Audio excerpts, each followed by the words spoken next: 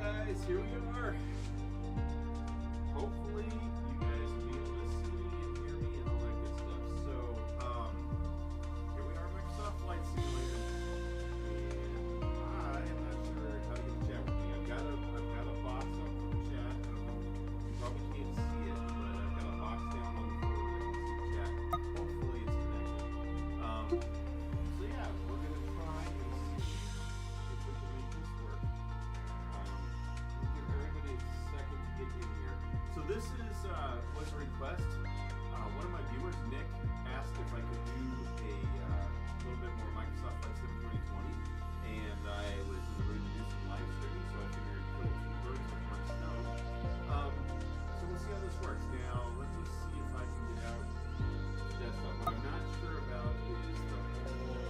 I'm using Live software, so LIV, to supposedly allow me to see the chat. So let me go to a new website or a new web page here.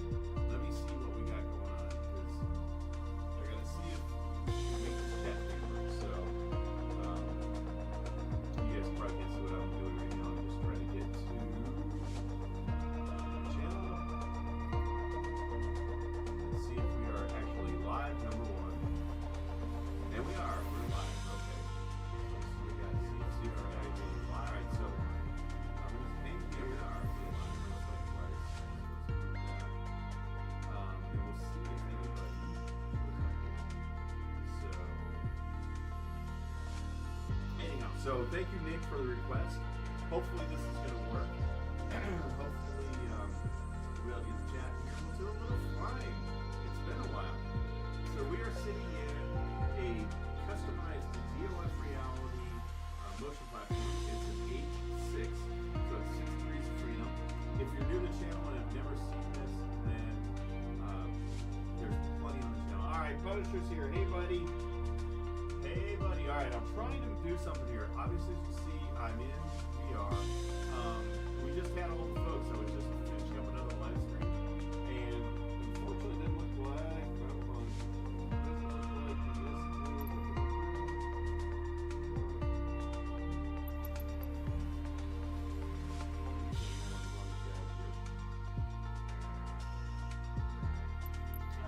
Give me a second, buddy. How you doing?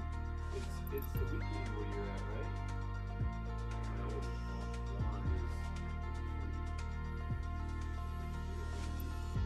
So this might go as good as our other live streams. Hold on, I'm trying to get over to the messages tab. Live. Oh, there it is. He's here.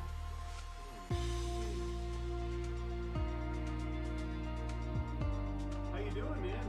Hopefully things are going good where you're at. Alright, I do not see the messages, so obviously I don't know what I'm doing with that. Alright, so let me come out here, back to the channel. It's probably something I need to do connect. I'll still share a VR chat with that guy. Yeah, we're just running around in that Enshrouded game. Gerald's a little update. So I don't know why this thing is really acting weird. It might be all the LED lights sticking out. I'm wondering if there's something in here.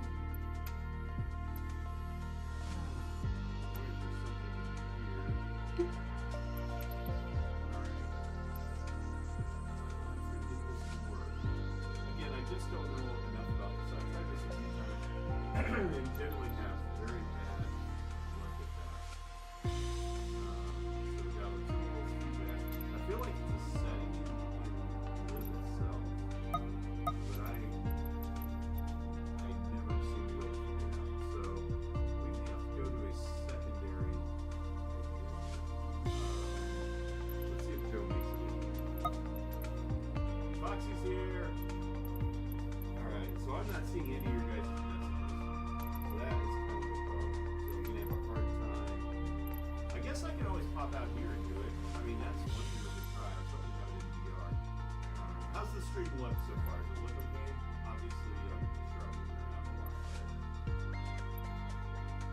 I I guess I'll just try to pop out. Pop out to chat. I've got to figure this out.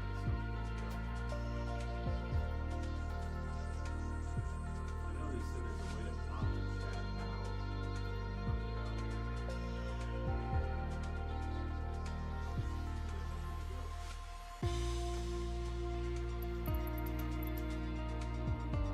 Alright, well that didn't work because it didn't go anywhere. I'm just going to have to, I guess, cut out to desktop once in a while. See what's going on. So, the music is a bit loud. This is the first time I've ever tried to live stream. Like I said, I imagine it's going about as well as expected. Alright, so let me see if I can.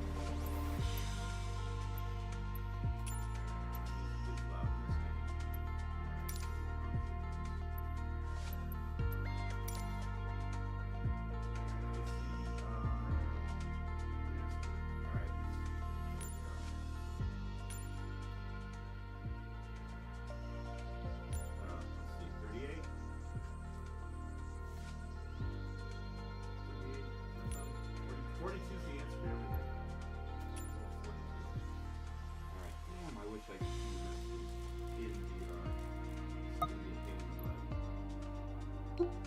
Well, again, I thought I had it working last time, but apparently not. Alright, so let me know. Gun Pilot! Hello! And you guys are all showing up for this. Again, don't expect a lot. I've never live streamed the flight stuff before, but Nick, one of my viewers, asked to see it, so I thought, oh, well, what the heck, let's try it. Alright, everyone back. So, Gun Pilot, welcome. You're in with a really good group of folks. And Punisher stuck in ahead of you guys. So these are my regulars when I live stream, and they're a good group. So we were just live streaming the game Enshrouded, and my battle buddy Daryl left. So hopefully you can hear me. We were talking about the music was loud. Punisher thought it was a little loud. So how is this? Sound okay? And I can't get the chat. I've got the box for the chat for Live, but I can't. It's obviously not connected to the chat, so I've got to keep working on that. So okay, you can barely hear me. Is the music too loud, or you just can't hear me? Alright, you can barely hear me. Let me see if I can adjust that.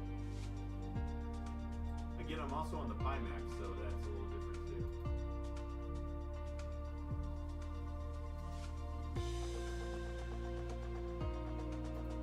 Let's see here.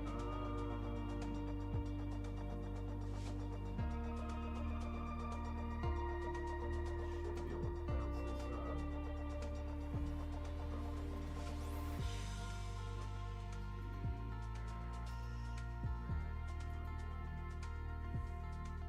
Alright, let's see if I can do this. Alright, tell me if this is helping. I'm turning up the audio. I'm going to keep talking so you guys can hear it. Hopefully it is getting louder, maybe getting louder, hopefully getting louder. Let me know if it gets too loud. It looks like my levels are definitely going up. So is that getting better? Hopefully that's getting better. And I'm going to keep talking, keep talking, keep talking. Looks like I'm starting to get in that area where I normally am on the live stream with my other headset. And we're going to keep just going until I see it get about almost to the peak. All right, what do you guys say? That's better, that's better. Okay, is that good enough? Are we good? Do we need a little more? Are we good? All right, cool. All right. And you guys can hear the music, right? So you got game sound going on. And again, this is my first ever live stream with this. I usually record my flights, so this will be very interesting. I guess I did live stream DCS once, but do you want a little bit more? Do we need some more audio, or are we good? You guys tell me.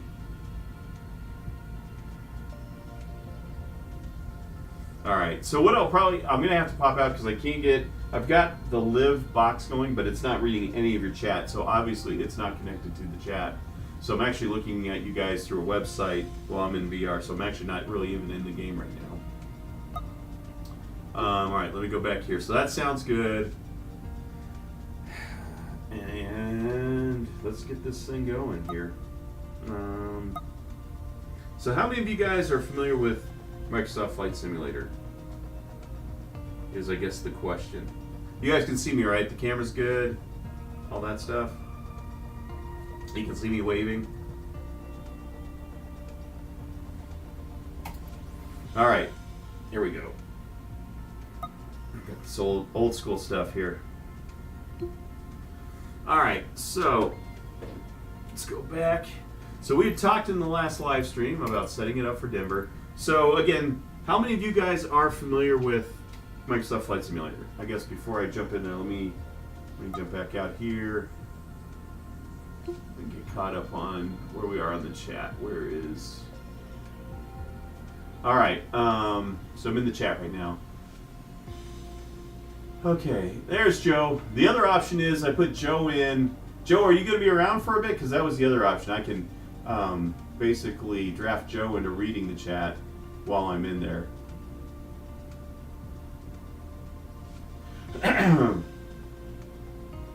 Camera's good, yep.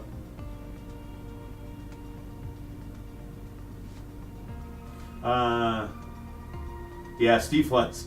Steve certainly flies a bit. You'll read chat? Okay, Joe, then let's do this. If you'll read the chat, let's go into, let me get back out here. Let's go into TeamSpeak. I got to start it. This is a lot different being in the chair here. Okay, so I'm going to start up TeamSpeak. And you have the normal thing there, Joe, so just our usual deal. This will work out better, because then I don't have to pop in and out. As long as I get this to work. All right, connected. And let's see here. And I need the volume. Let's see, I need the Pimax. So give me a second, guys. I got to switch this over to the Pimax.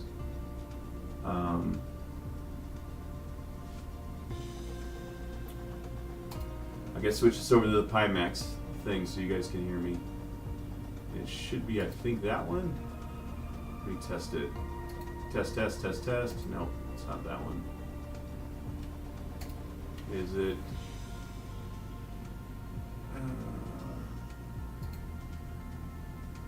Test. That's it? Okay. That should be it.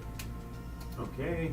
All right, I'm there. All right, Joe, so if you'll pop into TeamSpeak, can you guys still hear me okay? Everything sound okay that way? Nothing's changed there?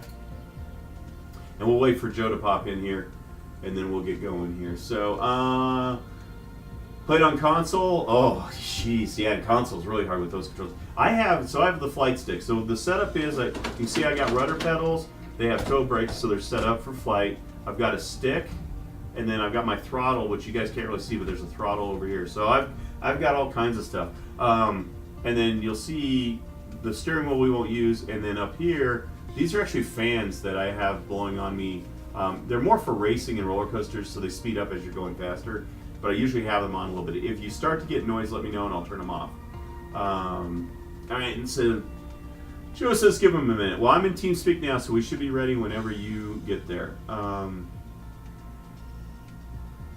Pity we cannot talk back as in Discord, comm, and flights. So I do have a Discord, and I don't know, I guess ask the regulars here, would you guys like to be in Discord at some point, where you guys are doing audio chat? A lot of my viewers there, Gun Pilot, don't really have like microphones and stuff. They just usually watch on their phones and stuff like that, so that's why I've never really focused on getting the Discord going, but anyhow. So, oh God, yeah. So this H6, that's one of the things I love about this. And even when you compare it to a lot of the other simulators, like even Jeff's simulators, which are the actuator based, it is so, I mean, this one's so much more compact. And it has 6 degrees of freedom. So it moves in 6 directions. So it's kind of cool. But Dave's is a monster. I'm wanting to get from him what kind of performance he gets out of there. And no, I'm not picking my nose. I have this nose piece in here and it's tickling my nose, so there is that. So this is, for anybody watching this, this is also the Pimax Crystal, a stupid expensive headset, but it's awesome. It's got the lighthouse tracking faceplate on it, And then I'm also using motion compensation. So, Mark, wow. Thank you, man. Building the H3. Oh, I bet you're excited. I bet you're excited, huh? It's slightly bigger than your H3, and obviously it has a little bit more motion side to side, but it's not much bigger. It's not much bigger. And again, we have this thing so customized, it's crazy. It's crazy. So, let's see how we do. I hope all the controls are good. The last time I did an update, it reset the controls. I reset them back, but yeah, it's a live stream. What do you expect, man? It's not going to be perfect. I had to reset all of OBS because it's actually giving me, you guys can see the image kind of popping in on the side there. So that's actually the dual, the VR dual lenses. So I had to kind of stretch it and move it to where you guys don't get both screens. And Sabrina, I'm going to apologize ahead of time if I make you sick. I'm going to try to keep my head movements to a minimum, but I'm not the best at that by any means. And so, yeah, and so Mark, that was a great interview, and I really liked it too. How do I attach the keyboard? So it's actually, there's a whole channel, there's a whole video on the channel. I have to thank my battle buddy who's usually in here on the live streams. His name's Daryl.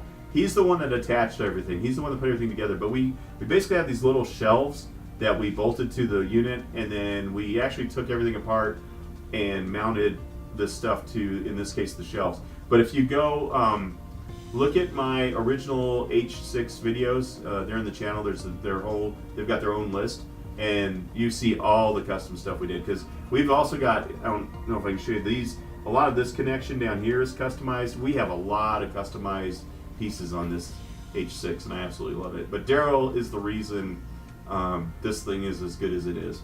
I personally think I have the best H6 in the country, but you know, obviously opinions vary. Let's see. Just don't crash your plane. Nah, no guarantees, man. I've been known to crash someplace. I came in the other night and I thought the gear was down, and when I hit the runway, it started skidding and sliding and bouncing me everywhere. And yeah, I had turned the gear down, but apparently it failed to lock or something. So, oh man, you are set, Mark. You got the Pimax. So you got the Pimax, you got the H3. Yeah, you're gonna be set, man. If there's anything I can do to help you, just leave me a comment. My emails are on the channel. You can shoot me an email, whatever you need. How tall you are? I am about 5'9", so average. 6'2", yeah. I've had big guys in this. The H3, I would assume. So you guys with an H3, if you can speak to that. The H3 is basically the same kind of deal. I would think it's probably accommodates tall people even better than this one does. You would just customize it, you know, and have to fit everything. But I got, you know, I got a slidey seat. I can slide my seat around, and I did that because I do have lots of friends that like to do this, and so I wanted to be able to adjust and accommodate them as well. So, sorry for making your wallet bleed, Mark. All right, so there you go, Gun Pilot. Wow, you guys are both 6'2". Remind me not to pick a fight with you guys. All right, so we're waiting on Joe. I'm going to go ahead. Anybody else got anything else before I pop out of the chat and set up the flight? And we might do a few flights. We'll just see how it goes. So, and I am going to work on getting the chat visible in VR. I thought I had it fixed, but obviously I was wrong. A half foot taller than me at 5'9". Might want to check your math there, buddy. I don't know that it's a half foot, but I bet I have you on weight though, Foxy. Do you like that Q4? Have you even used it, looked at it? Like, I'm looking at that. They just talked about that new partnership. And sorry if you guys see me keep scratching my nose. I have the light blocker in here is just tickling my nose like crazy. All right, I'm going to assume Joe is making his way there. I want to get going because I'm sure you guys want to see this thing in action. All right, so let me make sure we got everything where we need it to be, and then hopefully we'll hear Joe pop in. Let me check one quick time just to make sure he isn't waiting to get in and missing something. It doesn't look like it. All right, so let's get into the game. and everything hopefully looks good. So we're going on flight. Again, Sabrina, I'm going to try not to make you sick on this. I'm going to try. That's my goal. Now, I haven't flown in a while, so if you guys have never heard of this and you're into flight at all, this is such an amazing thing. And I am actually really looking forward. Oh, there he is, Hello. Joe. I'm here. All right, man. Thanks for being my impromptu translator here, because I can't see anything. I'm getting zero chat on my messages, so... give me just a second to get the chat up and running here. And no worries. I was just talking to him, so it was good. So, and there's some cool stuff I want to try later on too in this. That I'm going to probably do a few more videos on Microsoft Flight Sim. But for tonight, we're just going to have some fun. So what we're going to do, we talked about kind of giving you guys a tour, and it is snowing like crazy. It's been snowing like crazy here for the last couple days. So let's go ahead and bring this into, right now it's set to real time, but we're going to go ahead and bring it over here. I guess we'll leave the weather like it is. So it's set to real time weather, I believe. Let's double check this. Live weather. I don't know what we're going to get into here, but it should be interesting. And so this is the jet that I purchased. This was an additional purchase in the store, but I absolutely love this jet. So I usually fly black, the black one, because black is beautiful. And so it's a little jet that has a single jet engine on it. There's no bathroom in it or anything like that in the real thing. This is a real jet, but the cockpit's amazing. It has fantastic. Fantastic view. There's Joe, because I can hear myself. Thank you again. Oh, no worries, man. Again, this is live stream. That's what we do. So Denver should be right. There it is. There's downlight. Oh boy, there's gonna be clouds. This is gonna be a cloudy one. I'm gonna bump the daylight back a little bit to make it a little earlier in the day. So we're gonna take off from Denver. I guess we don't really need. To fly anywhere.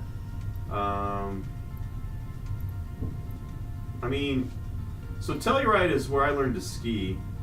Maybe I'll set the course to Telluride, but we won't necessarily fly there. You can see it's a 17-minute flight in this thing. That's not too bad. We might end up going that way. We'll see how the clouds go. All right, let's set the time to about around noon. Sure, that'll work. All right, are you up and running, Joe? How we doing? I am up and running. So, all right. Any last minute advice the chat wants to give me before we tackle this? Okay. Let's see. I think they're scared. Gun Pilot says live weather here in Melbourne, Australia. It's 33 degrees Celsius. Nice. And T-Dub says, brave talk, Gun Pilot, LOL. That's your previous comment. I don't know exactly where we are or where you have much you've read it so far. Daniel, just call him Danny. Have a great flight. T-Dub, sky good, ground bad. I know. Keep the blew up, right? Ground below. Well, I don't know what we're getting into here. This is going to get interesting because I think we're going to have a ton of cloud cover. And we can always change it. Again, we'll see that. Now, I've got my butt kicker going. Is that coming through? Are you guys hearing like a big vibration? Because I have a butt kicker on this thing and it kind of shakes me around a little bit. But I don't want it to overpower the stream. All right, here we go. So here is the thing. All right, so here's oh my goodness, holy cow! Yeah, it's cloudy. It's even snowing in here. All right, so what I do. This is where I have your chat right now, and actually I don't even need the checklist, so we'll get rid of that. And I'm nowhere near as good a pilot as Steve. Steve knows what all these controls do. He's smart. I basically just kind of wing it. I'm a bush pilot. I fly by the seat of my pants, and then I figure out the controls while I'm in the air. That's usually it. So, anyways, all right. Looks like our throttle's good. So you can see I've got throttle right here.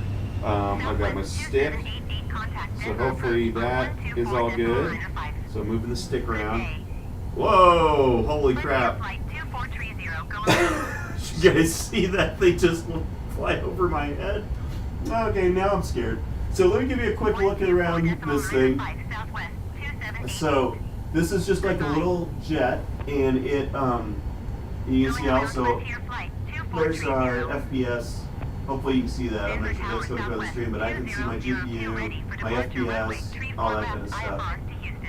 And that tower's annoying me, so let's get up in the air and then I can turn that off. So, all right. So what I have to do is I have to pull the wheel brakes off, and away we go. All right. So we're gonna give it some throttle. And then, Okay.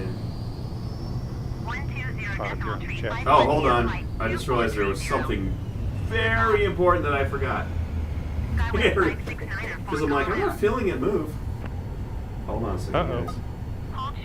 Okay, we've got Mark Gardier. Sorry if I say your name wrong. Watching from Easingwold, England, just out of York. Wow, it's late. You guys are there with T-Dub, man. It's late. Thank you guys for tuning in this late. Holy cow. And we've got a be right back from Foxy, and T-Dub says, hit it, Chewy. Gun pilot, I've got the HF8, but telemetry from H3 gives a lot of tactile feedback, and I sometimes forget to turn HF8 on. Yeah. So that would be that seat. Yeah, I just forgot to turn the Sim Racing Studios on. That's why you're not seeing any movement. So there's so much you have to set up in this, and again, I'm usually good at doing it, except for we're also doing the live stream, so totally threw me off. So now we got what should be movement. So let's try this. All right, so brakes are off. All right, let's try this again. All right, let's see. Now we should. There we go. I can feel it moving now. Yeah, there we go. I was like, I'm not feeling anything. Is this a multiplayer environment? No, I just loaded a regular. All right, so what I'm like. Sorry. Oh, I love this thing. So what we're looking for, we want this speedometer. You see it to the left. We want that to get up there. I usually go about 100. It could probably pull it down. I can feel it bouncing, so I'm going to pull back, and then it just smooths out. It's so cool. So now we're gonna put the gear up. And you see there's 3 little yellow lights right there, and they're going to turn green once that, or they should go out once the gear is up. There we go. And I just felt it.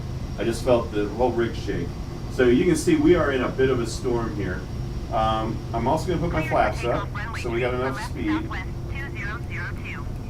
So flaps are now up, and so I'm going to try to. It's going to get really socked in here, so I may have to change the weather settings to show you guys anything. But let's go through the clouds. So this is one of my favorite things about flying. Is when you are in a storm and then you get above the clouds, it's cool. So we're going to go up. And I think I can turn, let's see, I think I can turn the weather on. And again, you can see, I can barely see out here. So you would never fly VFR in this weather. You need to be instrument rated. Because it's really easy to lose where you're at. Okay, so the tower just told me that I'm leaving her frequency. So I have to acknowledge that or she yells at me. Denver Tower Vision Jet. So this is me acknowledging that I'm changing frequency. Now, if I wanted to go to Telluride like we talked about, you can see I've got basically this GPS, and that purple line is what I would follow to get there. So I'm kind of in a bank now. I can still just barely see the ground, so I'm kind of going to do a circle. I'm going to try to climb out of all this mess to show you guys one of my favorite things about flying when you're in a storm. So we're going to kind of do that. T-Dub says it's a good-looking sim. Gun Pilot says, yes, it is multiplayer. I run weekly multiplayer flights on my Discord server, Gun Pilot server. Yeah, you can do this multiplayer. I just did not set it up. This one I'm in is not. But yeah, this is totally multiplayer. In fact, I believe they even have, like some people do air traffic control and all that, like real people. So. He said, Mark's about 80 miles north of me, I guess. In England? Yes. And Nice. Foxy's back, and Gun Pilot says he's retired commercial out and back bush pilot. Wow. Mark Gardier, I'm sorry if I'm saying that wrong. I'll just say Mark G. T-Dub needs to do a meetup and have a beer. That would be the mark that's north of it's above T-Dub. Well, like I said, you guys in England are awesome. So here we go. So I love this. So you saw how cloudy it was and how nasty. Look at this beautiful freaking view. So you can see there's the wing. So it's just now we're out of it. We're out of the mess. And it's sunny skies and beautiful. So that's one of my favorite, absolute favorite things. And then let's see if I remember. Again, it's been a while, guys, so forgive me if I hit the wrong keys. Because I think I can go to an outside view. I'll just hit the autopilot here. Hold on. So there's a button here for autopilot. And that should keep me from crashing into anything. And then what we're going to do is go to an outside view here. I think it's that one. So you can see the jet. That's basically the back end of it. And I'm trying to remember, there is a way I can, there we go. So that's the little jet. This is a real airplane in real life, but it's got that one jet engine there. It's got the V wing in the back, the tail. So it's a cool little jet, man. I absolutely love it. And like I said, you can see everything. These upper screens are, large screens that give you your info, but all three of these are touch screens. So this is really cool as far as flying goes, and it just feels very, very modern. So, and then for you guys that aren't pilots, I think you can see my cursor. Right here is our altitude. So we're just about to 14,000 feet, and we're at about 100 knots. So we're not going very fast because we're climbing so steep. So you can see if I put the nose down a little bit, I can just feel it coming down. And flying's all about being smooth. So, but if I put the nose down a little bit and I can trim it, so you get crazy in some turbulence. So this wheel here is to trim, and I can kind of adjust the trim. See it jumping around like that, and put it where you want it.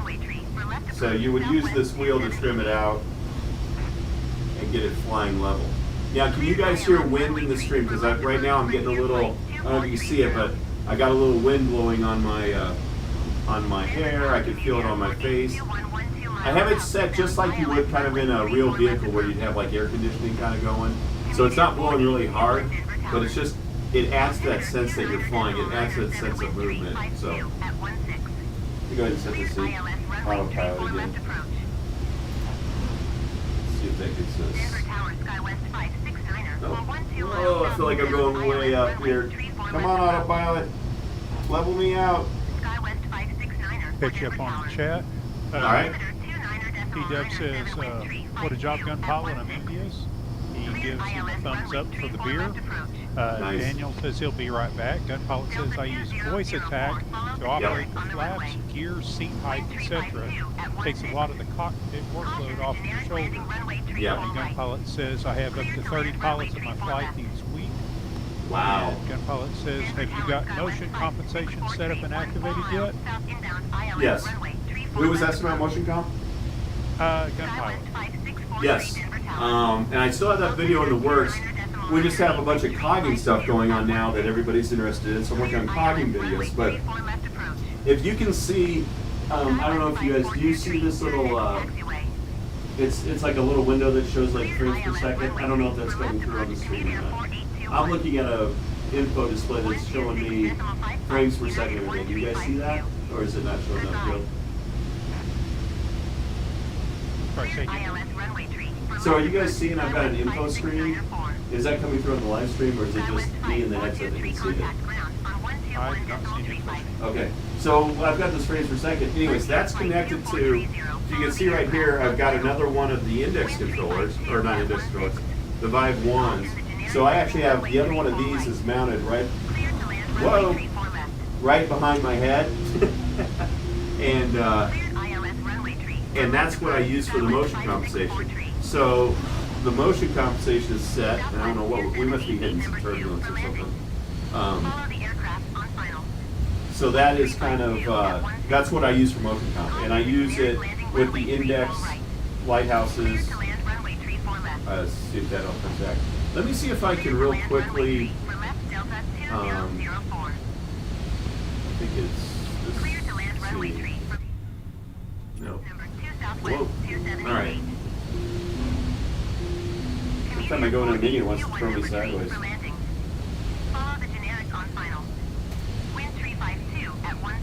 Come on. I gotta make sure I don't overspeed the aircraft.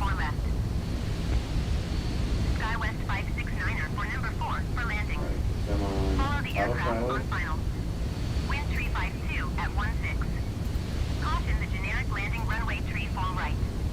don't see an autopilot. That's weird.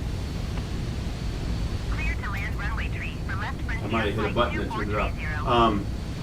I'm trying to remember. Joe, have you done this one? There's a way. Somebody in the chat remind me the key to pull up the menu. I'm trying to remember what it is because again I haven't flown in a while. I want to clear up some of this weather. And I was thinking, I thought it was tab, but that does not seem to be bringing it up. So it's not escape because that brings me up to the menu.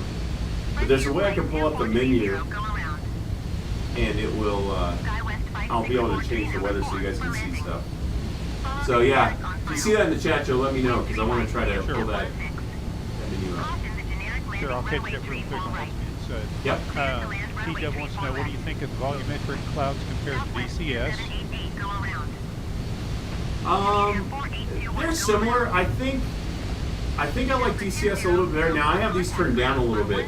I think if you put these at ultra, they're really, really good. But man, it hits hard.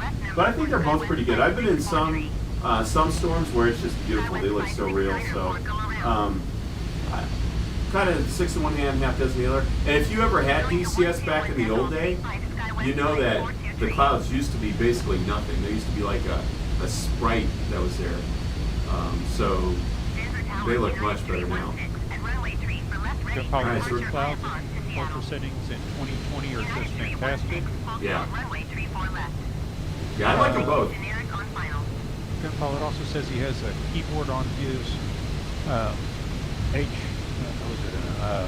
LHS or IHS, so I can keep the right hand on the joystick.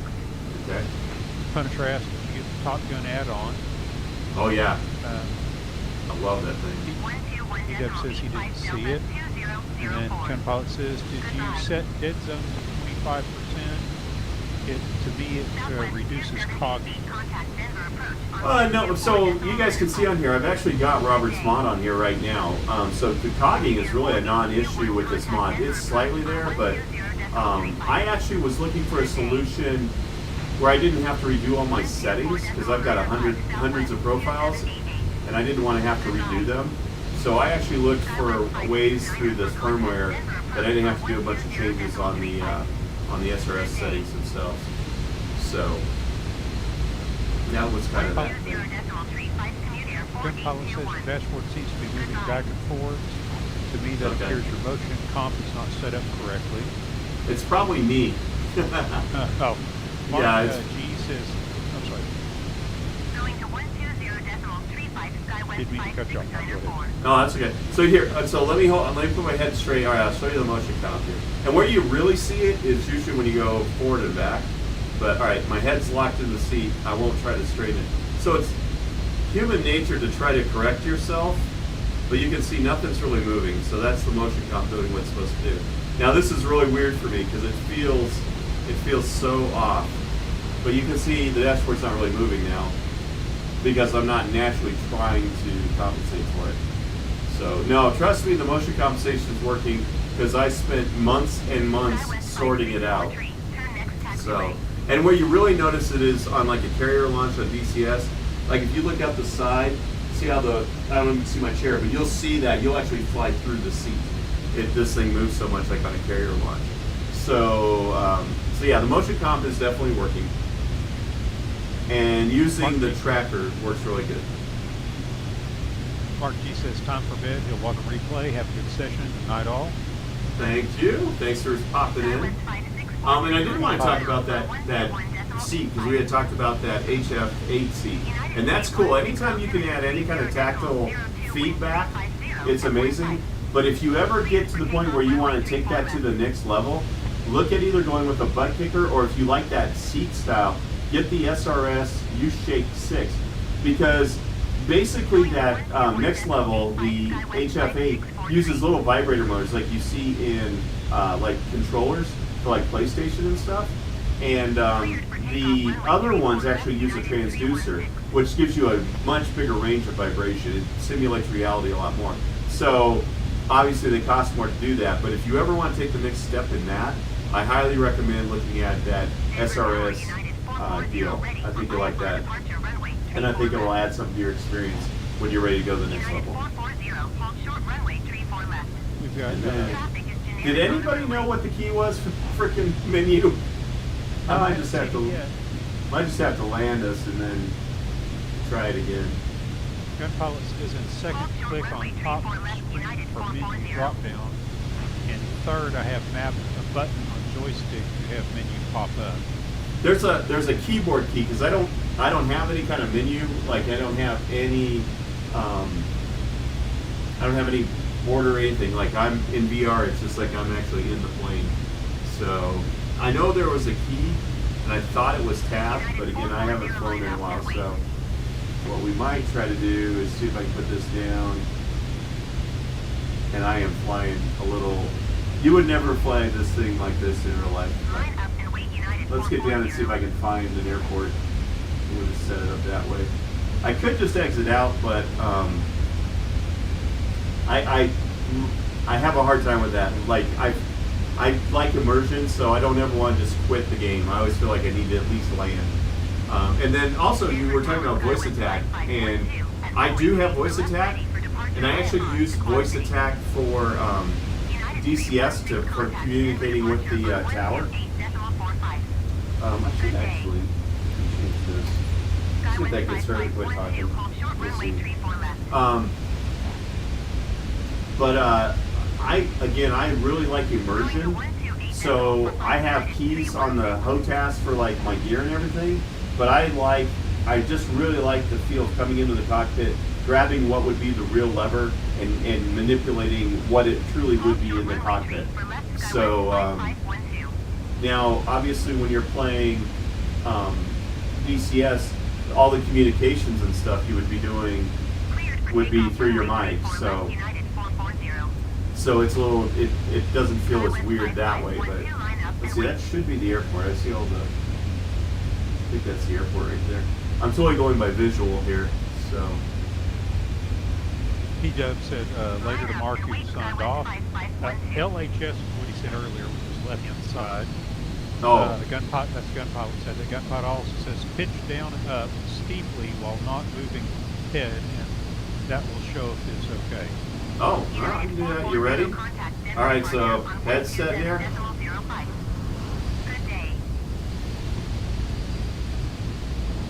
There you go, and let me go down. So you can see that dashboard really doesn't move. All right. Yeehaw. Because without it, well, hold on. Let me show you. Let me see if I can get the autopilot back on. Alright, autopilot says it's level. So, you guys just saw what that was. And I think this controller is actually acting as a controller. That's why whenever I grab it, it does something. So, I'm going to come in here now, and you guys can't see this, but I'm going to go ahead and turn motion compensation off. So I am no longer being motion compensated. So we're going to do exactly what we just did. I'm putting my head in the exact same spot. And I'm going to pitch up. Alright, so you're going to see, I'm going to pitch up, and you're going to see how I kind of fall back in the seat and the dashboard gets away.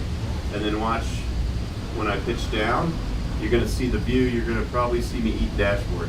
See how I get so much closer to the dashboard? Oh boy. Oh boy, come on, baby. I'm pulling up, I'm pulling up. Calm down, dear. Don't overspeed. Now I'm overspeeding. You can see those red letters. That means you're pushing the aircraft past its design limits. So that leads to bad things happening. So that's okay. And then we might as well do this too since I have it off. And I can't fly without motion compensation now. Let me see if I don't know if this will work, but so if I turn my head this way and I give it gas, you'll see how that just.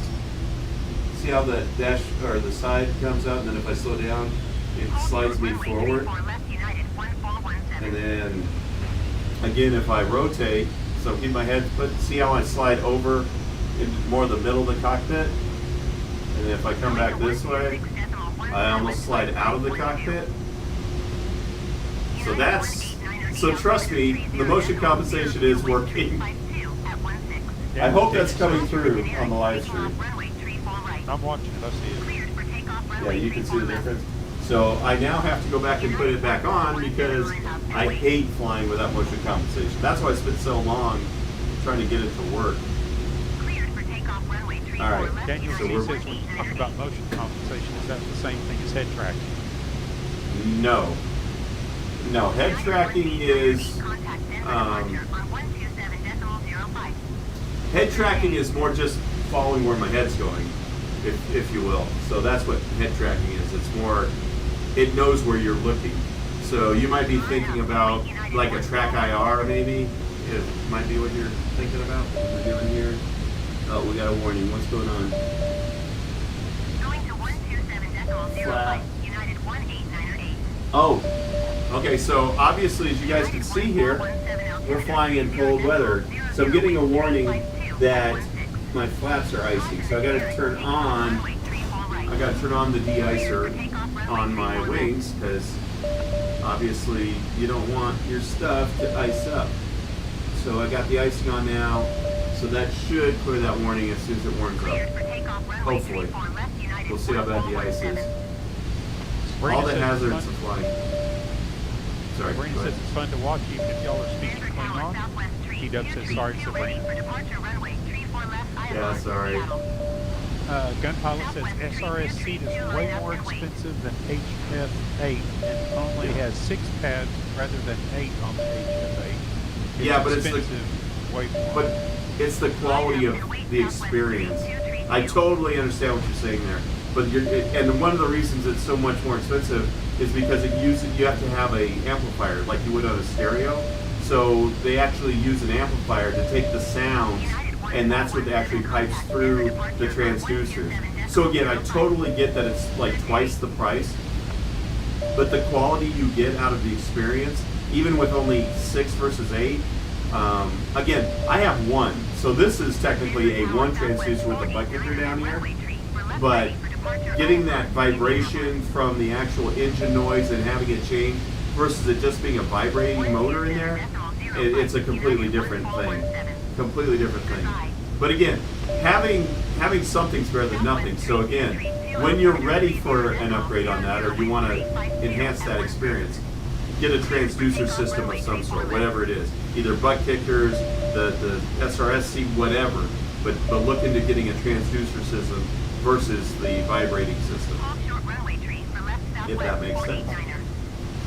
Gunpilot said 3D is VR. Said that was good. Or I think it was earlier when we were talking about the motion compensation and showing it. Sabrina said, "Don't be sorry, I'm enjoying the ride." Okay. Gunpilot says, "I use the WIT motion for motion compensation." So WIT motion has a lot of really good positives. So here's the thing with this style of motion compensation in this. And again, sorry Sabrina for the Klingon, but the WIT motion really only works in 2 degrees. It rolls for pitch and it works for roll. It does not work on any other, and I've actually tested this out to verify it. And so in an H2 or an H3, it's fine. You might notice a little of the yaw, but it's not a big deal. But when you get into an H6 platform like this, and I'm overspeeding the aircraft again, I gotta find the airport. Let's see here.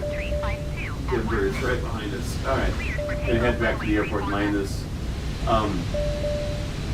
So for an H2 or an H3, the whip motion works great. And when you get to the H6, because you're only really compensating 2 of the 6 axes, it's really noticeable without motion compensation. So even with the whip motion, when I do a launch off the carrier, I come through the back of the seat.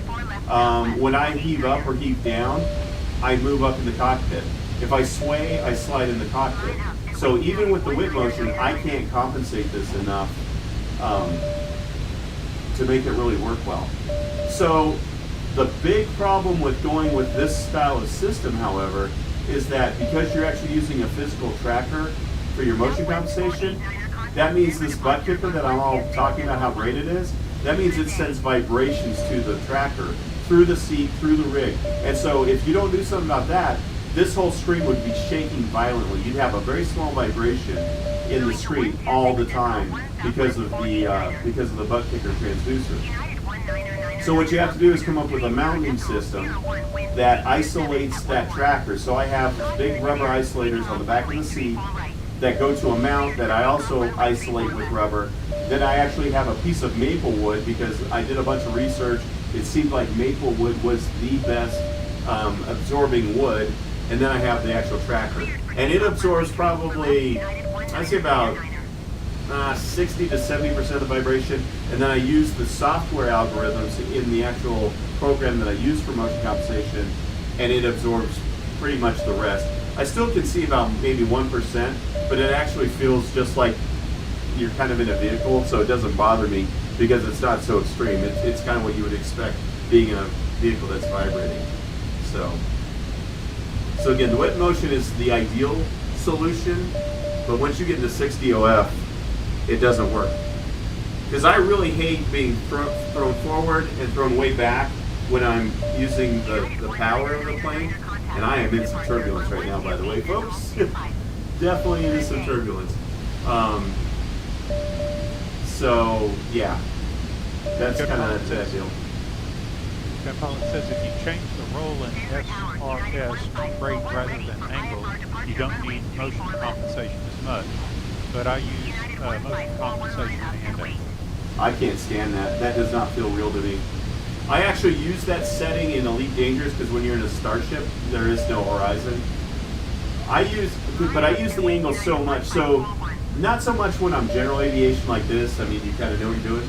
But when I'm dogfighting like in DCS, I will constantly, when you're in a dogfight and you're looking all around the cockpit, you're looking out the canopy to see your enemy, the cue of where the plane is angled, so the actual angle of the plane is so important because you're not looking at your gauges, you're looking out the screen, out the windscreen, and so that extra cue of knowing what kind of angle my plane's in tells me a lot as I'm dogfighting. So for me, that angle, the angle is the only way I can do it in flight.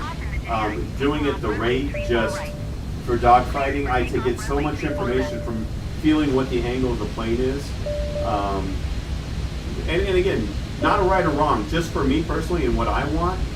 Because there's people that argue I'm totally wrong on my flight. I've had so many people argue with me that the flight simulator should move forward when you launch off a catapult, not back. I've tried it, I'm like, maybe, let me try it. And it felt completely wrong to me as well. So again, it's whatever you like. I mean, that's the whole goal of this, and that's the nice thing about it. You can tailor these to whatever sensations you want. We should be coming up to Denver here. It's so hard to see. So I gotta get an eye out for the airport here. Daniel Z says the HTC Vive version 1 is that the device that takes care of motion compensation. Say that one more time, Joe. I didn't hear it. Okay.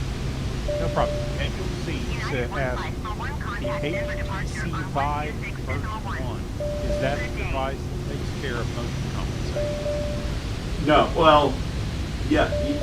Yes. Sort of. So I use this. This is the HTC One, and this is what I use. But this doesn't really matter. All you need is some sort of tracking system, some sort of controller. So it could as easily be an index, it could be a Vive tracker, it could be any kind of thing that the computer can see or that VR can see. So that part itself doesn't really matter. I just happen to have some extra ones of those, so that's why I chose that one, because I had extra ones sitting around, and it's like, why buy another $100 controller when I already have one? They actually make little pucks that are actual trackers that a lot of people use. But again, I didn't want to spend the extra money, so that was kind of the reason for that. Man, it is socked in over the airport. I'm looking. I'm trying to find the airport, guys. I know I'm getting close. It should be somewhere in this direction, because I want to try to land and actually give you a clear day. So the motion compensation, it's just, there's so much to it. So if you're using the whip motion, essentially the whip motion acts as a tracker. It creates what's called a virtual tracker. So instead of needing a physical tracker like my controller, you would actually, it basically creates a virtual tracker.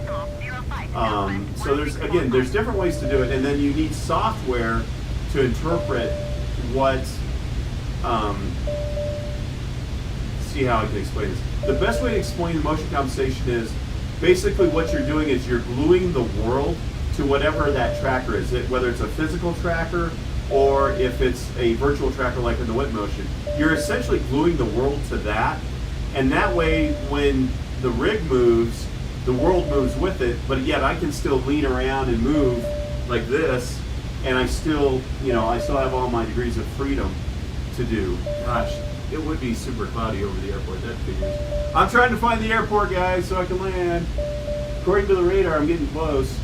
It should be over here somewhere. Oh, I think I see the runways over here, maybe.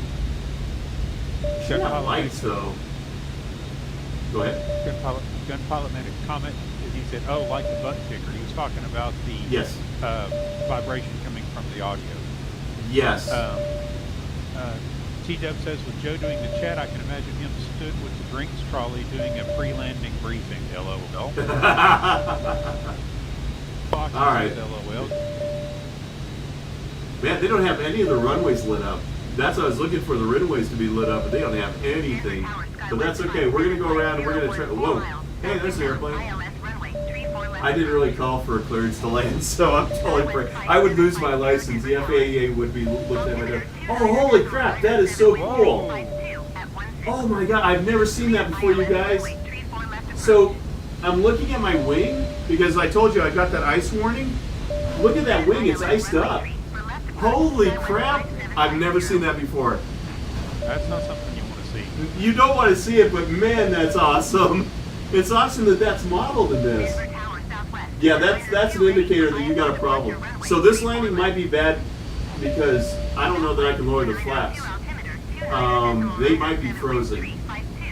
Oh, there we go. I see some lights now. All right, I'm gonna go ahead and put the gear down. All right, and I'm gonna try to make sure I get green lights on that. I hear them coming down. This is gonna be an ugly landing. All right, I'm going to try to put the flaps down. Oh, I feel it. Whoa. I can't. Yeah, they went down. I got the flaps, so I can see them. All right, I'm coming in way too hot, so. There's an old adage in aviation. Any landing you can walk away from is a good landing. And I subscribe to that, so. Oh man, this thing is bouncy all over, and I am not on the center line at all. I got stick all the way back and I can't float it anymore. Woo! This might get bad, guys. Yep. So you saw I had the stick all the way back because I wanted to feather it and land easy, but I don't know if the flaps or the ailerons were frozen or something because I couldn't get any more lift. So I had the stick all the way back on that too, Joe. That was crazy. So let's try. That was crazy. Do you guys want to see my neck of the woods without the clouds, or do you want to see something completely different? Because I didn't really get to show you hardly anything on that one. I feel like I cheated you a little bit. Gunpilot. Go ahead. I was going to catch you up real quick. Gunpilot Yes. says he agrees, but yaw view not really affected that much. He's talking about the motion compensation earlier. And then he said whip motion was fine for H2 or H3. Yep. He understands that in H6, more complexity for the motion compensation. Yep. RNL comp, amazing how smooth the platform movement is. How do I get my rig to move like that? So here's the deal on that, and this is what we're doing. This has got Robert's mod, which if you see my last video with the interview with Igor, I've got links to his mod.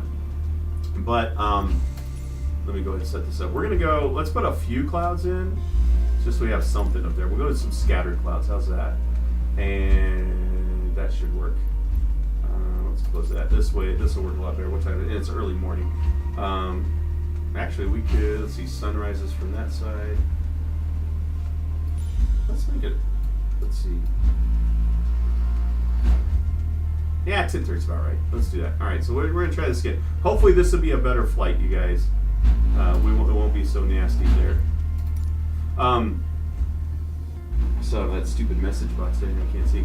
So, I'm sorry, what were we talking about? I was just setting that up. Oh, he was asking. He was asking how does he get his motion rig to move like that? Yeah. Robert's mod. Well, Robert's mod helps, but here's the deal on that: is that there's a trade-off for it. Number one, it's noisy, so these gears are super loud. And wait, it's not supposed to be this early. I set it for 10 o'clock. Cleared for takeoff runway tree. That was 10 a.m. Hold on, let's go back. So, in my opinion, the cogging issue has been way overblown, because you don't really feel it unless you're in a really slow bank. Otherwise, it's pretty dang smooth depending on how you have it set. So depending on how you have SRS set, it's pretty smooth all the other times. The only time you really notice it is slow bank. Now, what you give up when you change to this Roberts mod is that everything is you lose some of the punch on everything. You lose, like when I do a carrier launch now. Let's see, it's 10. That should work, right? Set flight conditions. It doesn't look like it's setting it.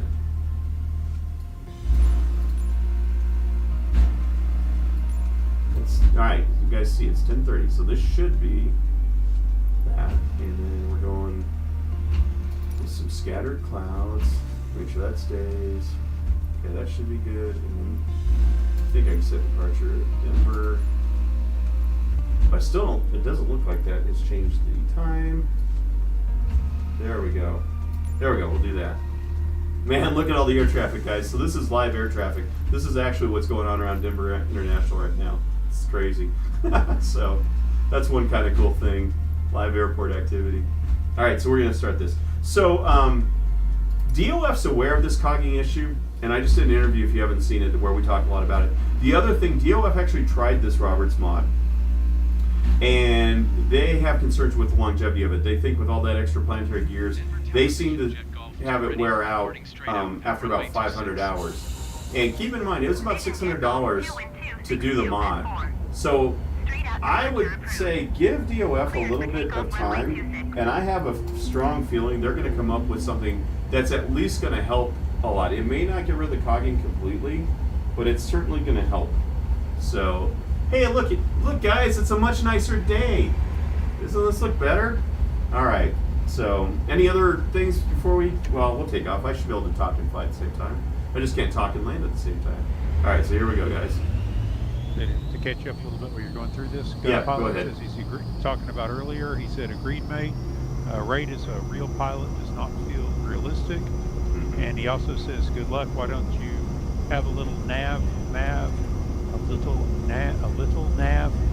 VR chart displayed in your cockpit? And again, I'm all about the immersion. So if it's not really in a plane, I don't want a screen just floating here. That's why. He says you won't get He said you won't. If you do that, he says you won't get geologically embarrassed.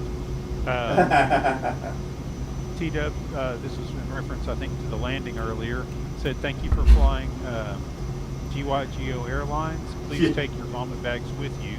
Don't sink. RNL Comp. Don't sink. He's got way more than that to be embarrassed about. Thanks, guys. Love you too. Gun Pilot said smoothness is also dictated by SRS settings for each Big time. aircraft. Big time. Again, as a pilot, it really does not annoy you as you don't get it when in real aircraft, but definitely not a reason not to high DOF reality.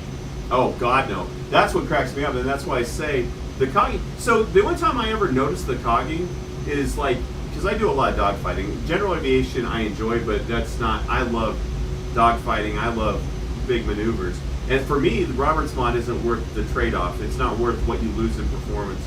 The only time you ever feel the cogging is like real slow turns like this. I mean, it's like, that's the only time. If you're doing anything that's, you know, even remotely aggressive like this, you don't feel it. So I think the cogging has been way overblown. And for me, once I installed the butt kicker, I don't even hardly notice the cogging. If I want to notice it with the butt kicker through the vibrations and I focus on it, I can tell that it's there. But in general flight with the butt kicker giving me vibrations through the chassis, I don't even notice the cogging unless I really want to notice it. So anyhow, that's just my 2 cents. And again, you are more than welcome. There are several flight simulator motion platforms that have no cogging. They use actuators and stuff, but you're looking at least at twice the cost, at least, if not 3 to 4 times the cost. So how much do you not like cogging? Are you willing to spend 10 grand on a motion platform? I mean, you know, so how much do you not like it is kind of my question. And again, the form factor of this, like you guys mentioned earlier, the form factor of this is so small compared to those other rigs. Those other rigs are so big. So here's DIA. I'm going to try to give you guys a little bit of a tour now. Here's DIA. I've flown in and out of that several times. I'm going to try to kind of find my house roughly. And again, I'm doing this visually, so I'm going to try to give you guys an idea of where I live from DIA. We are now flying basically north. And I'll give you an idea of where I live. And then we'll go to the mountains and stuff, so. Gun Pilot says, by the way, great idea having Joe scan the chat and relay. I appreciate Joe doing that, so thank you, Joe, for doing this. No problem. I'm trying to keep up. I'm not that familiar with this, so Daryl has definitely gained a whole new appreciation for doing this. He does a good job. He does a great job. And he games while we're doing it, so. Yeah, I'm just trying to keep up with the chat, not interrupt you. Daniel C says, can you demonstrate a max yaw command to see how much movement the platform does? Yeah, I can do that. All right, so yaw, and where yaw is really good is in helicopters. I don't know what's going to. Microsoft Flight Sim usually has really aggressive yaw, so I'm not sure what I'm about to do to myself. And if I crash, this is your fault. All right, so, all right. Okay, that's one way. Kick it the other way. Oh, jeez. All right, let it get crazy again. And then let me just give you a back and forth. So, yeah, there's some yaw. There's your yaw. Nice. And it's pretty aggressive in Microsoft Flight Sim. And I've messed with the settings a little bit because what I use for a balance is I want to feel it yaw when I'm on the taxiway and I'm on the ground kind of moving around the airport. And if I go too much less than that, I lose that. So again, everything's a compromise with these. But yeah, that's the yaw. Gun Pilot says you can scale to fit in an MFD display spot. He was talking about earlier about the geo mapping. Oh. Scale it to fit in an MFD display spot. That way, I guess it looks more realistic than just something. Yeah, I'm super picky. So even if I had a window scaled and it was sitting there, I would still know that that's not what it really looks like. It's just me. And again, I don't really need it because this is actually a GPS. I just haven't been messing with it very much. But I actually can kind of keep track of what's going on. When I'm flying and not trying to talk and everything, I'll use that a lot more for my GPS and all that stuff. So it's not that big of an issue for me. I'm not really doing anything with it now. How we doing, Sabrina? Hopefully you're still hanging in there with all this Klingon being spoken. Gun Pilot Alright. says, as in car racing, dogfighting is frenetic, but for true DA pilots and general aviation pilots, it is definitely a concern. Yeah. And then RLN Comp, if you fly general aviation aircraft, the no-cog mod is what you want for smooth movement. Yeah. That is all the mod was designed to do. Yeah. And I agree. Sorry, I just got to throw in. So I agree. I think for general aviation, I think it's fantastic. I think it does a lot. I'm going to work on a video and actually talk about all this stuff in an actual official format. My concern after talking to Igor is the longevity of the motors. I hate they're so loud. I hate that. On an H2 or 3 where it's only 2 of them, it's not bad. But let me tell you, having 6 of those, and I don't know if you guys can hear it, but man, when you do those violent movements like the yaw, it's loud. But more worrisome than that is the longevity, because if you really only get about 500 hours out of these motors before they start to really break down, it costs about $600 to do this on the H6. So you're paying about $1 an hour. So I'm a little concerned about the longevity. And again, Igor, they claim to have tested it because they were actually looking at these before they did the SFU game. Now, if DOF can't come up with a solution, absolutely, I think this is a great option. But I have a feeling that they're at least onto something that's going to give you the benefits of getting rid of some of the cogging and not have the disadvantage of the durability and the noise. So if you can just give them a little time, they're actively working on it, and I think that's going to be the right solution long term. So let's see where I'm at here. Just briefly, I'm getting this out of sequence, but Tito says, right, ladies and gents, I need to turn in. Great work. Joe, thank you, T-Dub. Mark, T-Dub, thank you. Mark, is the stream 1 p.m. Mountain Time tomorrow, we asked? 1, yes. The plan is to go 1. And I wanted to ask you guys, because Daryl's addicted to that frickin' Enshrouded. Good job, Joe. Do you guys want, I mean, I know it's 7 days Sunday, but would you guys rather us play Enshrouded? And I don't know, I'm hoping you can join us, Joe, if we do that. Or do you want us to play 7 days? I want to get an idea from you guys, T-Dub and the regulars here, what you would rather see tomorrow. So, if T-Dub's still here, let me know which one you prefer. Sabrina, let me know which one you prefer. Joe, obviously, we'd love to have you back in there. So, great. Yeah, so that, not a problem.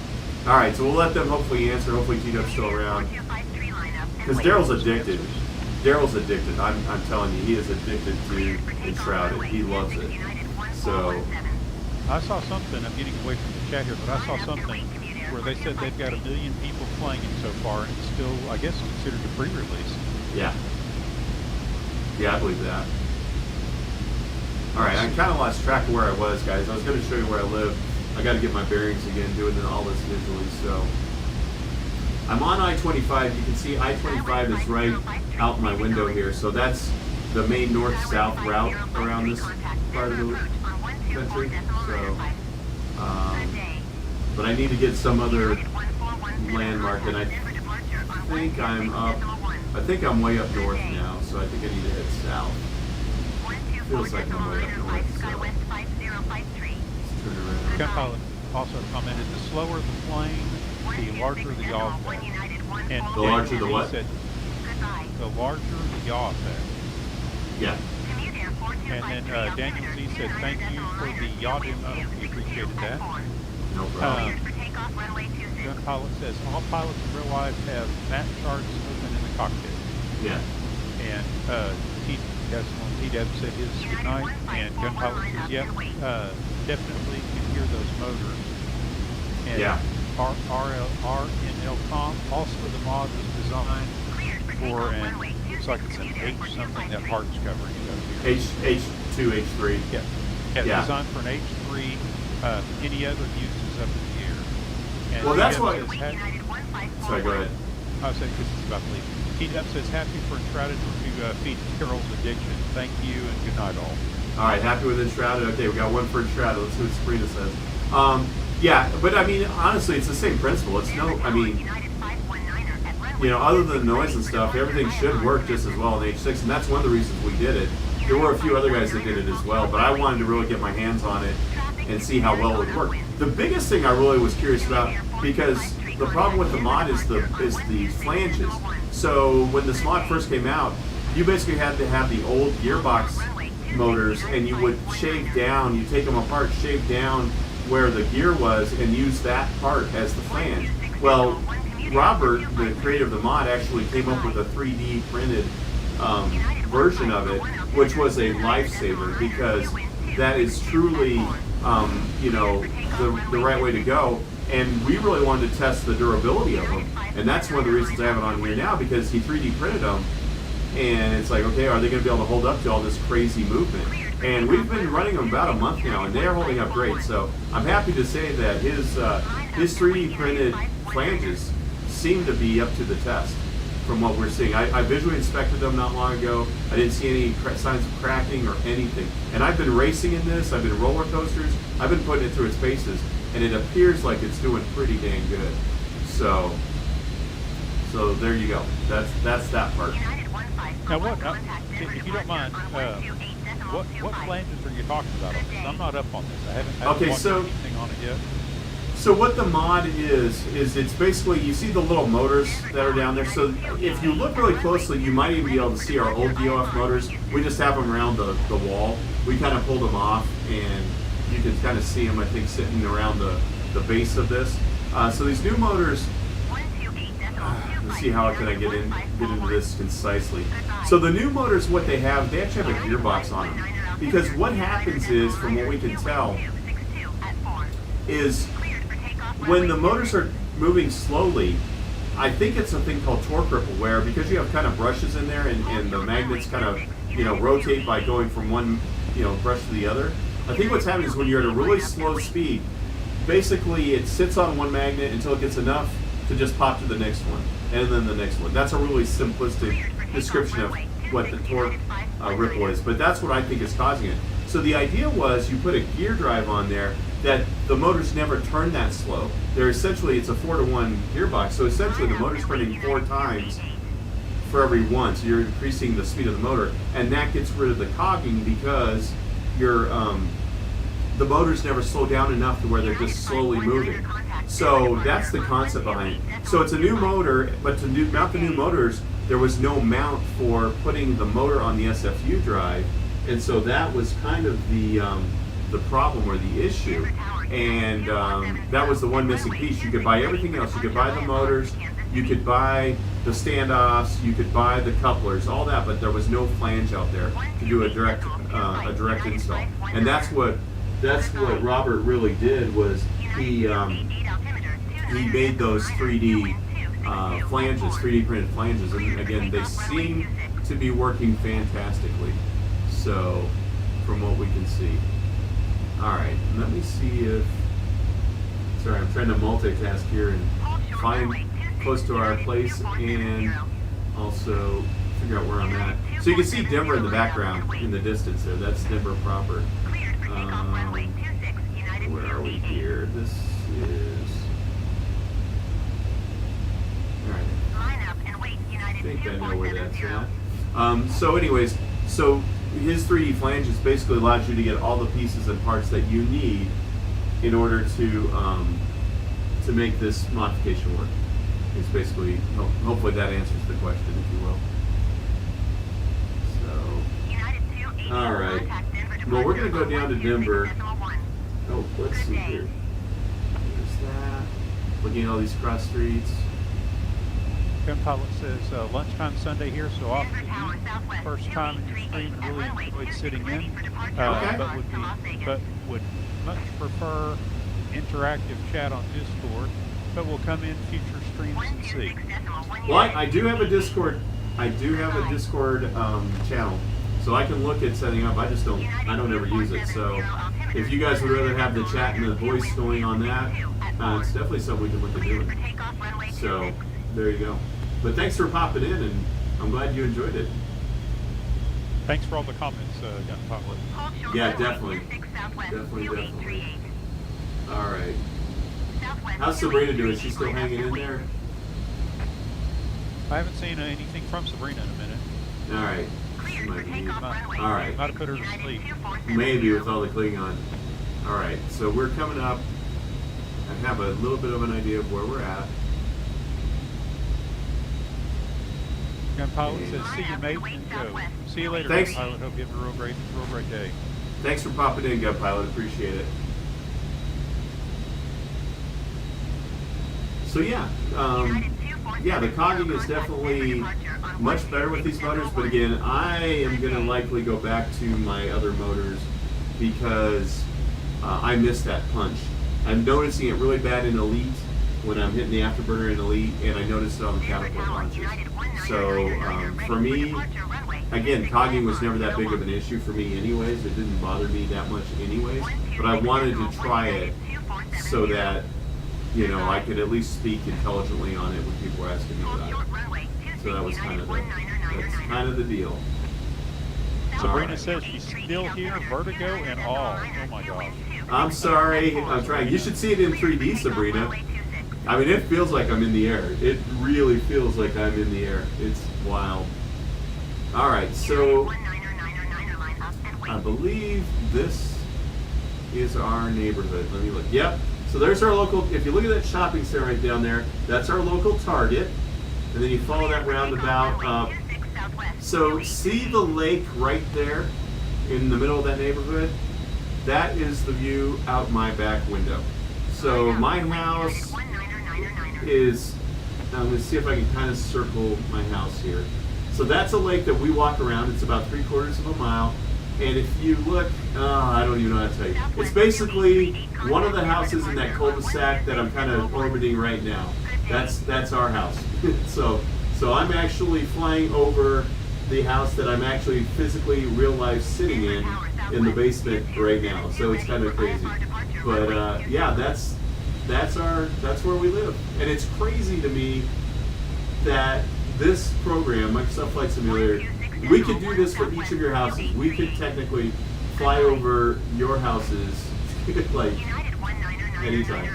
So, but yeah, that's our lake. That's our pool, our community pool. You can see right there. So there you go. So let's boogie on down to the actual city so you guys can see what Denver looks like. I guess I should look at the fuel. Oh, we're good. We got lots of fuel. So just out of curiosity, Mark, when you fly over the houses, if you do a low pass, do the houses look pretty realistic to the houses as they not are really. in life, Let me go over and let's do a pass.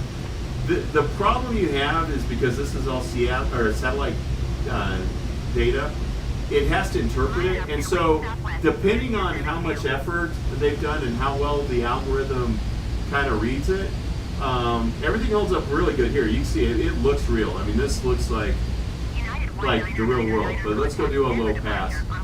It breaks down pretty hard when you get really close. So I actually flew a helicopter over here and landed in our cul-de-sac, and it looks pretty terrible. It's like the houses look like they're melting, and that's where I'm really hoping that Flight Sim 2024 is going to have a little bit better algorithm to make the houses look good.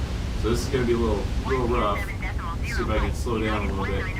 But I'm going to try to get down here low, and you'll kind of see the houses start to kind of look like they still look pretty good, but then you get down this low, and I don't know if you can see, they're basically just chunks and blocks and stuff like that. I don't know if you saw that or not, but I tried to do another pass. I got the throttle way back, so I'm trying to bleed some speed.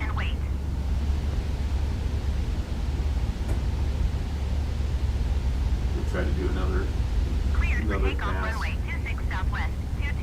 Alright. I guess it doesn't matter. We won't have to be over our house, but yeah, I'll kind of fly down this neighborhood, and you'll see the houses kind of turn into a little bit of like blobs and stuff. All right, I'm going to rotate over. So I don't know if you can really see that, but the houses don't really hold up when you're really close. They look a little rough. So hopefully that gives you a little bit of a sense of it.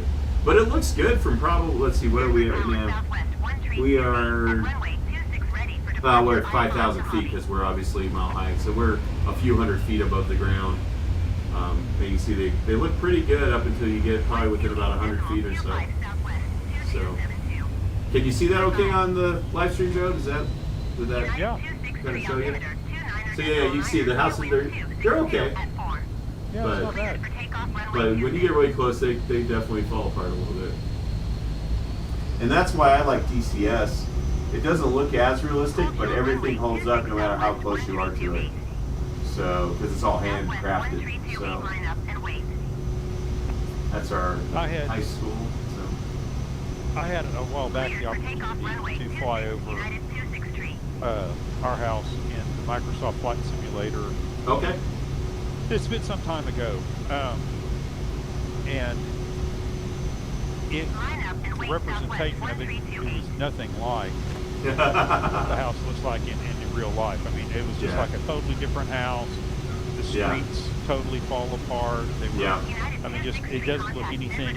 You know, at altitude it looks great, but when you get down real low, it's not representative at all. And I don't mean just by the blobs. I mean, it's almost like it's a CGI interpreted general image that they just throw in there. Well, it's funny because I was born in Montrose, which is about 300 miles away from where we are in this sim in Denver. And so I went back and flew over my hometown. And so we lived across the street from a drive-in. And for those young folks out there, a drive-in was an outdoor movie theater with a big screen and you watched it from your car. So, yes, I'd be a little bit of a smart ass there. But anyhow, but in this, it doesn't see a drive-in, it sees it as a giant warehouse. So it saw the big parking lot where the drive-in was as a roof, and it basically turned the drive-in into a big warehouse. So it's just stuff like that you run into that's a little weird. Yeah, I'm pretty excited for the new 2024 version. Yeah, I am too.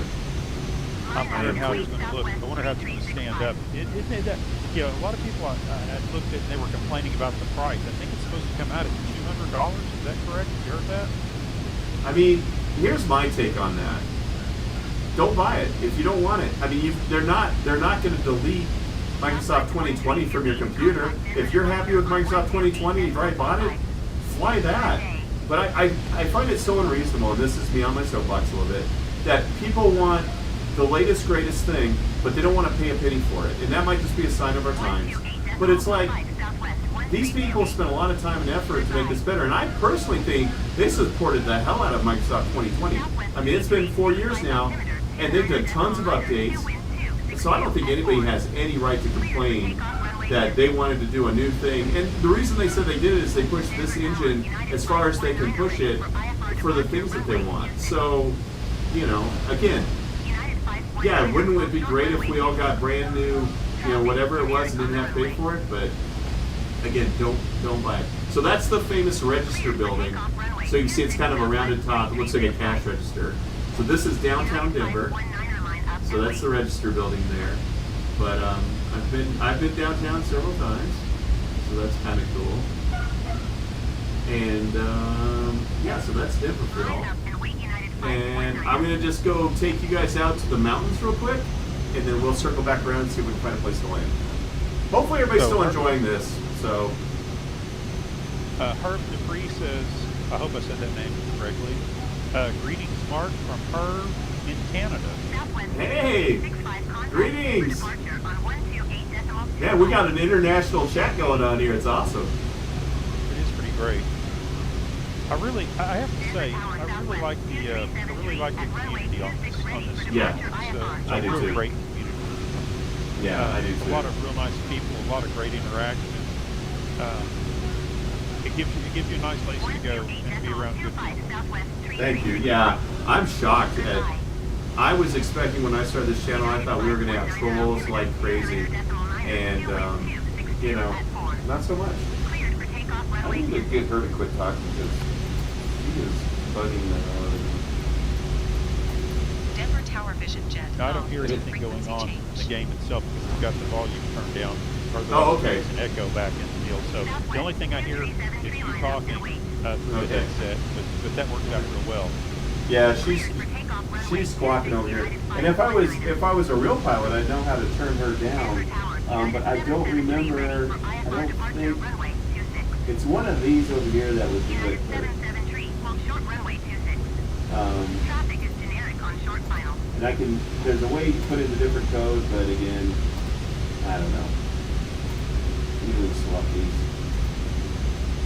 So this is what's so cool about this. Maybe that shut her up. We'll see. You know, all the controls are, you know, aviation controls. Oh, I have to share with you guys, and this is bittersweet for me. Let's see if I can find it. See where we're at. So if we come out here, there it is. So I'm a big motorsports guy. I'm a big drag racing guy. I actually made my living in motorsports and drag racing for a better part of my early life. And so in Denver, we had the infamous Vandermeer Speedway. And unfortunately, houses, and you can see them in this, they have gotten much closer in real life now. They are basically to the highway. So for all intents and purposes, they forced the closure of the speedway. And so this is kind of Vandermeer Speedway here. You can see it. There's the drag strip. You can see the pits up on the hillside. But that is no more. And so at least I will always have this in this until they update it someday and it's all gone. But that's Vandermeer Speedway right there. And I've spent a lot of my life at that racetrack. So I figured since we're flying over this, might as well show it to you real quick. Oh, we're over stressing the plane. And then something you've probably heard more familiar is a thing called Red Rocks. So Red Rocks Amphitheater is a world famous amphitheater here in Denver, and it's right on the other side of the racetrack. So it is, it's where, right there, so you can see, that's Red Rocks for obvious reasons, and the amphitheater is right, you can kind of see, I'm heading kind of towards it, but that's where U2 did their famous Sunday Bloody Sunday video. Right there, you can kind of see what would be the stands and all that stuff there. So that's a little tour. So that's Red Rocks, and then we get into the foothills here. So we're just going to take a little turn. So the glider in this is great to fly around this neck of the woods because you have lots of upslopes and stuff like that. But this is my my beautiful neck of the woods. I absolutely love it. I love the mountains. I'm a native. I've lived in Colorado my whole life, and it's just absolutely gorgeous. So, yeah, there you go. So this kind of is the footage. Oh, they got rid of the speedway, she said? Yeah. Yeah, the speedway is no more. So, it was a sad day. It was a sad day. And they're closing those all over the place. Houston lost theirs a few years ago. Englishtown many years ago. So all the old speedways that I used to spend all my time at are pretty much drying up and going away. So I've been on this road. This is I-70. It's our east-west route, and that's going up into the foothills. So we travel that all the time. This is one of the reservoirs. I think that's. I'm not sure which one that one is, to be honest. Looks like it's just more of a, I don't know. I don't want to say the wrong thing, but anyhow. But Looks that's like kind of. looks like you've got an alert that says looking for the phone. Little cat tail here. Oh, did I lose it? Your camera. All right, it might have run dead. Camera died. Yeah, camera died. All right. All right. So I guess you guys just have to put up with me. I guess that's a sign that we should call it. So let me see if I can find us a airport to come into. So, how long have we been going, Joe? What time is it, roughly? It says stream started 93 minutes ago, so that's an hour and a half. Okay. All right. That's not too bad. I'll just make sure I put a battery pack on that thing next time. So, I'll go ahead and fly us back to Denver, to DIA. Anybody have anything, any last questions, comments? Have you guys enjoyed this? I'd love to know what you think of this. Obviously, I kind of threw it together real quick, so did you guys like this? You want to see more of this? We obviously got a lot of people watching it, so I'm more than happy to do this again if you guys are really enjoying it. So let me know what you think. Daniel says, thank you for a great evening. He's got to go. Foxy says she likes it. All right. Well, Daniel, thank you so much. Really appreciate all the support you guys give us. Daniel is one of my Patreons, you'll see his name at the end of the videos that we produce. So Danny, thank you for all your help, and I can't wait to hear how much you enjoy your motion platform when you finally get that up and running. So Daniel says let's do it again for sure. okay, all right. Well, that's one vote for doing this again. There you go. I'm for it too. It's very cool. Ah, that's two. What platform did Daniel get? He ended up with an H6, I think. Nice. I believe, if I remember right. I get so many people asking me about these. Sometimes I mix them up, but I think he decided on the H6. I'm almost certain of that. I gotta tell you guys, this is so cool. Having the rumble with the butt kicker kind of vibrating the vehicle like you would feel in a plane, and then having a little bit of turbulence. Man, it feels so much like you are really in an aircraft versus playing on a computer game. I can't. Every time I do this, it just floors me at how realistic it feels. You obviously don't have the G-forces and all that, but it's about as close as you can get. I mean, it's just amazing. So anyways, again, it still takes my breath away after all this time and all these videos and all this, because I think I'm coming up on 3 years on my motion platform. It's just a treat every time I can spend time in this thing. Fonzie says yes, let's do it again. Okay. Daniel says yes, it's an H6. Yeah, I thought it was, because I know we had talked about that. So Joe was going back and forth. So Danny, you know how much you and I talk about this stuff? Joe and I have spent probably about as much time when he was deciding on one.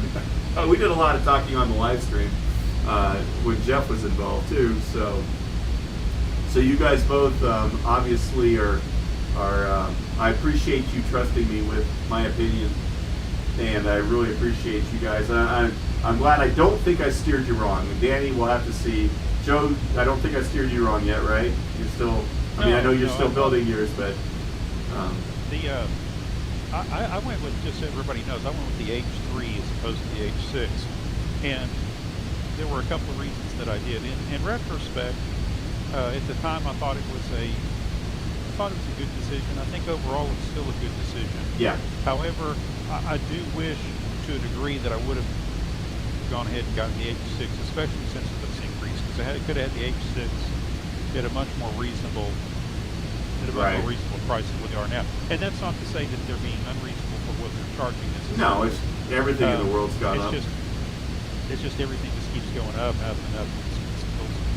Yeah. And Daniel says you are an awesome resource. Again, you guys, I wouldn't even have this channel if it wasn't for you guys watching it.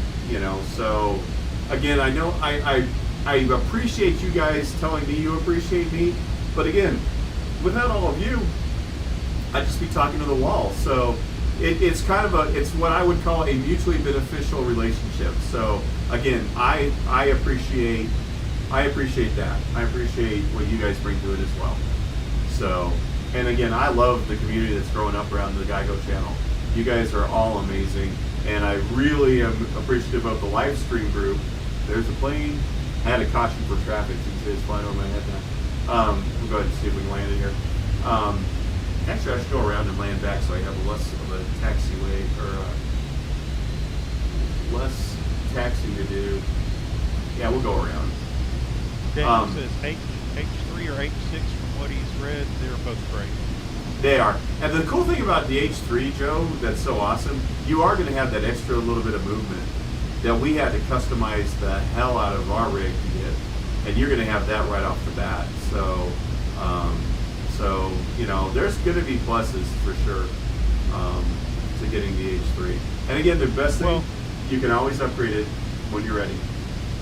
Well, and the motion compensation is pretty inexpensive to modify on that as well. With that, yeah. I can't remember the name we were talking about earlier. Whip motion. Yeah. Man, look at those planes lined up right there, and I'm going to come just rolling in. We may have a head-on. We'll see what happens.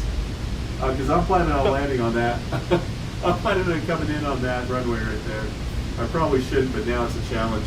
And you guys that have watched me long enough know I like a challenge. All right, so I'm going to try to do a little bit better approach here, and you know I should radio in. There's a plane on the runway right now. I probably should have gone to a less busy airport, but you know, yeah, it's okay. So do you know why it is that Microsoft doesn't show, I guess if there's an unfortunate event, shall we say, they don't show it, they just go to a blank screen. On Like if you're flying Microsoft Flight Simulator, let's say that you buy the farm, so to speak, right? okay. That it doesn't show anything, you know, of the aircraft during impact, or it doesn't show any residual damage. Oh yeah. Even if you come in too hard, even let's say that you just bounce a landing a little too hard and maybe Yeah. it snaps a strut or something. Yeah, the you screen get just that. goes blank. Yeah, it's just the way they programmed it. It's the way they came up with it. I guess they feel like you shouldn't hurt the aircraft at all, so if you do, you get your DCS and you'll get to go piling into the ground with the jet every time on fire, or you can punch out and you'll punch out and you'll actually be in your parachute, float down as you watch the plane crash. Now, one interesting thing about that is that the motion is still reading the telemetry, so even if you punch out and you're in the parachute, you're going to feel the crash of the jet. So that takes a little getting used to, yeah. So that's just something that's always been there. So, all right, I got to remember to put the gear down sooner now because I always forget to do that. So I feel a little jolt there. Let's see if we get this a little bit better now on the landing. Put the flaps down. And for you professional pilots, you feel free to comment. I fly by eye and I fly by feel, so I don't do all the things that I should properly on flying as far as coming in and getting the glide slope and all that. Because I do a lot of flying on that carrier, and that carrier, you just want to get it on the frickin' ground. So again, any landing you can walk away from is a good landing. Foxy says it was fun to watch, and she's got to go. Foxy, thank you. We are just about to end this, especially since the camera's out. But if you guys liked it, we can always do this again. And again, there's some really cool stuff. That Top Gun mod has got some really neat things that I would love to do on. So, you know, we'll look at it. All right, let's see here. Let's see if we can flare this a little bit to actually have some control on the. I can actually, there it is, boink, boink. Much better landing than the last time. Holy cow. And that's what's my favorite thing about the H6. You feel when you hit, and that was a pretty smooth one, so I didn't feel too much. But right now, I'm getting rumbled. I don't know if you can see it. Well, you can't see it on the thing because the camera's dead, but right now the thing's shaking. I mean, I can totally feel the ground. I can feel like I'm on the ground now versus how smooth it was when I was up in the air. So it's just such a cool feeling on the motion platform. And I'm trying to get to a runway. This little jet stops really fast and you end up on the runway forever. So we'll go ahead and pull off because it's the right thing to do. Just get off the runway. But looks like we got a little offshoot. So yeah, if you guys don't have anything else that you want to talk about, I really sincerely appreciate all of you joining me. And Joe, I thoroughly thank you for being the Daryl stand-in here and taking the time out of your night to read the chat for me. So thank you so much for that. So yeah, and we'd love to see you guys again. So if you guys like this and Sabrina didn't make you too sick, that was my concern. I've been trying to be mindful of looking around and not jostling her like I did in 7 days. So hopefully she's doing okay because I was a little worried about making her motion sick watching this. So, and I know go ahead. Oh, Daniel said very nice. I think he's referring to your landing. Thank you. Not too bad. I kind of know how to fly a little bit. I don't do it procedurally correct, but I've got a good natural feel for it because I've been doing it all my life. I've been playing, flight sims forever, and so I've got a pretty good feel for it. So I appreciate that. So, all right, we're gonna just park this here because I'm special and I can park wherever the hell I want. And so that was cool. So when you just saw the screen judder, it was pushing me forward. Then when I came to a complete stop, it kind of shuddered. So you get all those feelings when you're in the motion sim. So so if nobody else has anything, we will Daniel be. says yes. Daniel says yes. You do know how to fly, and see you. Thank you, Daniel. We will talk to you guys again. Did Sabrina say whether this made her sick or not? Not yet. That's my. We're gonna wait. We're gonna give Sabrina a few minutes because I really want to make sure that she's doing okay with this. Because and the audio sounds pretty good. Everybody. I guess I was really quiet initially, so hopefully that's fixed this. Now tomorrow when I jump on the live stream, I'll probably be blowing everybody's ears out. So, yeah, hopefully not. And yeah, if anybody else has some last minute comments, I know dinner's ready because I've been smelling it for about the last half hour. So, what's for dinner, by the way? Brenda made for us. Brenda made a spicy. I believe it was a spicy meatball soup, spicy chicken soup. I think it's soup season, so Brenda's kind of doing that stuff. Oh yeah, I see the cat over there with its tail wagging. That's weird. Yep. That's really weird. So anyhow, all right. Well, guys, appreciate it. I guess Sabrina might be in the middle of her food, so we can ask her later if this was okay. Joe, thank you again. Everybody, thank you for joining us. And I guess, Joe, are you going to try to do this with me? Let's see if we can call it. You know, we got to do our standard closing. I got you. You ready? All right, so thank everybody for watching. Again, tomorrow we're live streaming a little early because of the big game. We'll be starting at 1 p.m. Mountain Time. And until then, remember to get your game on. Get your game on. That wasn't bad. Yeah, Joe's got a little bit of a delay, so we'll work on that. So, all right, guys, have a great night, and hope to see everybody tomorrow. And Joe, again, thank you so much. So you have a good night as well. Hope you all right. Not too, Mark. Thanks. Bye, guys. Bye, everybody.